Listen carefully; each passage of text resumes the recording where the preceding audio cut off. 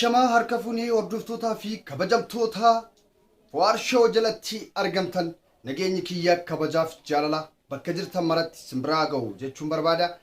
Eeyyanii anaa dhuf warri haaraa dhuftan maatii jaalalaataa, maatii kabajaa, maatii dhugaa baaftulle ni ta'a jechuun barbaada. Maatii bashannanaas illee ta'uu ni dandeessu jechuudha. Maal gochuudhaan? Subscribe godhachuudhaan jechuudha. Kanaafuu wanti nuti haaraa gadhiifnu yeroodhaan dhufee isin bira gahaa jechuudha. Warra amantaa muslimaa baga rabbiin guyyaa jumaatiin isin gahe hordoftoota amantaa kaanii immoo nageenyi kiyya bakka jirtan maratti isin bira haa ga'u jechuun barbaada. Har'a immoo maal qabadheen dhufeettu namni viidiyoo kana dhaggeeffatte tokko kaasii amma dhumaatti dhaggeeffadhu fakkeenya gaarii sii ta'a, barumsa gaarii illee siif taati jechuudha. Maal gochuu isinirraa eegama malee laayikii ducci gochuu isinirraa eegama jechuudha. Akkasi dhaamsi kuni ijoollee Dubaay keessa jiraattan mara keessaniif isin bira ga'uun dirqama jechuudha. Abbaa Giddi, Kiyaar Bashir, Mohammad Aljaziira, assalaamu alaikum jirtu. Akka waan Ameerikaa jiranutti, akka waan harka UN yookiin Gibxii harka UN jiranutti, akka waan jechuudha of danda'anii biyya Awurooppaa jiranutti jechuudha. Xul jechuun انجو باي باي السلام عليكم والبراق اللي الرئيشو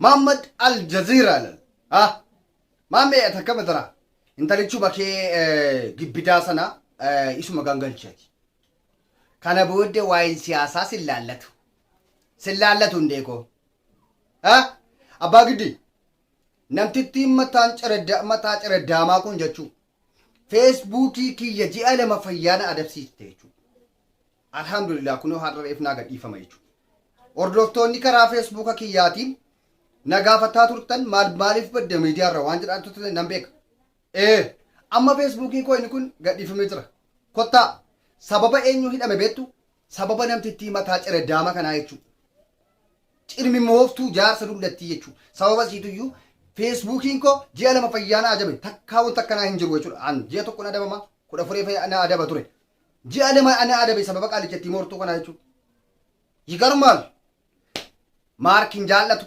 ربين جالتو أمنين جالتو على جتي جبهمتو يجورا لا ماركين لين جالتو يجورا ماركين بامبو فيسبوكي سورة كاكو فكر ديسينا نمتي چكنا عن جالت وانتي جوكو درا دبسي يجور من نكتا يجور ميكارو مالكو ये ilmaan tigroota kana booddee adaraashiitti dhannee wajjin Tigree wajjin alaabaa minaamini obbolummaan keessa hafeera jechuudha. Hafeera miti? Maame koo ati hafeera. Kiyaar Bashiroo koo ati hafteet. Assalaamu alaikum. Nagaatti Kiyaaroo koo. Atis deemiituma ijoollee kana jedhi hojii isatti qeeradhu. Abbaa Giddi koo atis Tigree wajjin ati iddoo la'uun hafeera. Nagaatti nagaan boqodhaa. Ibsa mootummaan yookiin jaalatamaa fi kabajamaa mootummaan obboleessaa bichuu jechuudha. Obboleessaa bichuuti mootiin Dubaay jechuudha. Mootummaa biyya sanaa tokkoon kee dhuufuu dandeessu jedhee jechuudha. Unkaanii waa'ee biyyaa waa'ee jedhaa ooluu dhiisiiti dhuufuuyyuu ol qabdee dhuufuu hin dandeessu jechuudha. Akka waan harka inni jirtu akka waan mootummaan keessan gallee wayii minaaminee kana wayii yeroo dhuma sin xulxul jettan wallaahi laazim aan isin taasifaa jira jechuudha. Abiyyi guyyaa tokkotti hunda kee achi harsiisuu danda'a jechuudha. Hudduu keessa si xallaasisee beekaa dhiisee tuffatee dhiisee bara. Otoo inni waan jedhin osoo inni waan dubbatin irmijjaa mootummaan biyya sana irratti fudhate waan ajaa'ibaati jechuudha. Abbaa dhugaa jechuudha. Abbaa dhugaa duukaa kan jiraatu rabbii jechuudha. Waaqa beektu waaqa. Dhugaa rabbii ana. Meegootummaa keessan ilaalaa.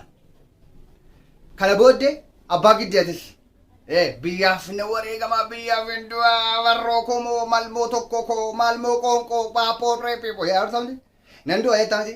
Meekaa isin guyyaa tokko hidhamuu keessan hin argaka. Mee dhuguma qabsoon keessan dhuguma Oromoof yookaan immoo biyyaaf qabsaa jirtan yoo jiraattan mee hamma yeroo isin dhuuftan isin laallaka. Dhuguma gootummaan kana bar dhiirummaan kana biyyaaf wareegamuun kan mee nu agarsiisaa mee kana booda dhuufaatiin nu agarsiisaa yookaan immoo durumaayyuu sobaa akka ta'e sirratti nacci toonallachuu ማለት ነው ነጭ ታቱ jechuun ነጭ isa adii beektu kanaafu mee warri ergasi miidiyaa irratti albaatu waa'ee biyyaas ta'e waan sobaa adda addaa propagaandaa kee maxaallaa ooltu tigiroota wajjin jechuudha tigiroota wajjin utaalaa hudduu utaalaa olaa ooltu tok irrattis miidiyaa irratti feesbuuk irrattis abbaa giddi koo mee kana booddee gabbayeeti abiyyi saree dheedhiqa abiyyi akkana dheedhiqa ilaal isa mormuu dhiisi isa faarsuu dandeessu zalaast kee dhumaati gaafan immoo mootummaan biyya Dubaay gara biyyaa si erge nama biraa dhiisi anatu mataa kee carraddaama kana sirraa haada wallaahi billaahi naga kadha an mataa kee kana fashkoodhaan natu sirraa haadaan jedhe waadaa dhabu mee dhuguma ka biyya keetiif yoo dhuguma qabsoota taate albayyaam albaa kam Muhammadoonis Kiyaarosiin qilleensi fuudhee ba'u sun ilmoo qilleensaa ilmoo tun gahin dhalatte ilmoo osoo hin gahin dhalatte an Kiyaar Bashiir na arge jechuudha namni ji'a sagalti dhalatamti Kiyaar Bashiir garuu ja'atti dhalate osoo hin gahin jechuudha diqqoon abbaan manaa dhiite natti fakkaata garaa keessa kanaaf iyyuu ji'a osoo hin gahin dhalatte jechuudha maaliga namni jiini gahe dhalate addii kanan ta'uuf an jedhe sirriyaa ammatu qilleensi cimaa wayii dhufe fuudhee ba'a jechuudha dhugaa rabbiiti bara amma mee Kiyaar Bashiir isin laalla mee gootummaa keessan dhiirummaa keessan kaleessa dheengadda bookkisaa turtan sana akkuma addaraashii keessatti fa'i bookkisaa turtan sana jechuudha mee nu agarsiisa wallaahi billaahi ittiin nagadachuuf shaqqalachuuf yoo ta'e gad isin biyyaaf jettanii miti mee dhuguma biyyaaf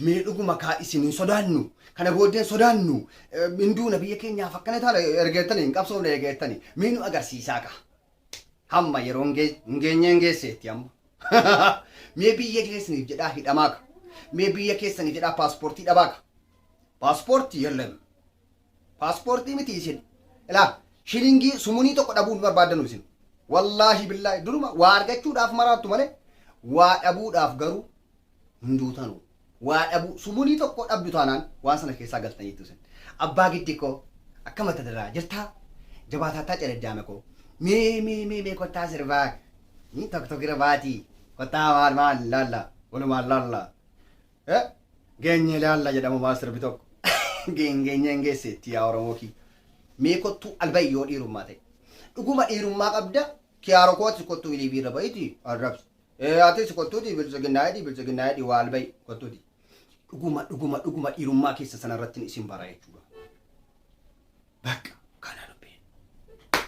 kana malee kan biraa buufaadha jechuudha hordoftoonni jara kana jedhamtanii Kiyaaroon gootaa baangiddii gootaa baanii maamala jaziiraa aktiivistii cimaadha warri jettan aktiivistiin cimaan kun an Dubaay ollaadhuma keenya taa'eetii mindeekoo yaa barshi yeroo fudhanne biyya Faranjii Awurooppaa jira kanaaf akka barbaade dubbata biyya dimokiraasii jechuudha biyya mootummaan keenya qabuu ittiin dandeenya harka UN shiillee raabbataa bula jechuudha waa biraan jiru shiillee UN tiin jiraata jechuudha kanaafu mootummaan nama sana hin laallatu waan ta'eef namni harka UN jiru mootummaan biyya sana dhowwuu hin danda'u maaliif UN qofatu dhowwuu danda'a Gibxiinis akkas Masriin amma nam tokko dhowwuu hin dandeessu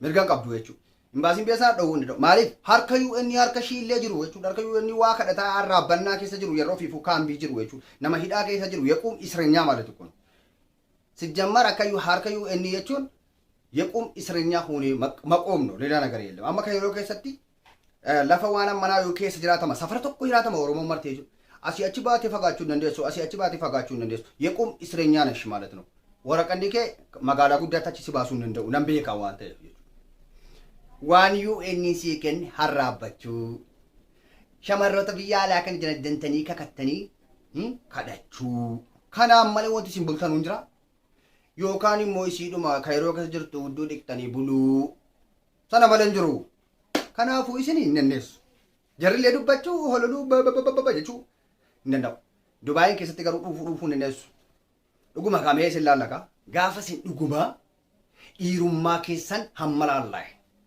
amma laal naqa obbo Maammee koo isinis meemee aktiivist beekamaan jechuu. Ani ነፃቴ አንዳንዴ የአንዳንድ ሰው ጭንቅላት እኮ በጣም ይገርመኛል።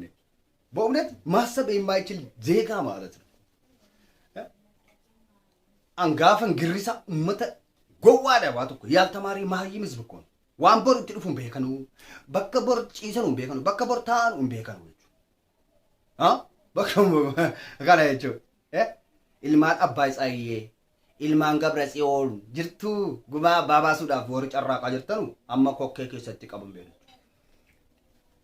Dhiira qofa osoo hin taane dhalaanis illee hundi keetu jechuudha. Bilillee eessa badde? Birillee orgalli moo galli kan jettan sun eessa badde jedhan. Tokkotutti danqaree moo fudhatee bade? Mee kaameeraa keenya erginee qorannaa isii kana. Dubbittii kana tiinginaa godha. Bililleen Video mo waan akkasii way gadhiifamee naan gurbaa way kan gadhiisa lammatatti kat hin deebine yennaan waan kana irraa aggadamteetti kaameeraa koorraa caafii isii qabadheen jira waan ta'eef garuu walumaa galatti meemee guutuu isaa immoo qoradheen isin biraan gahaa jechuudha. Eejeenii hordoftoota kiyya akkam jirtu jecha bakka jirtan maratti nageenya isiniif hawwa.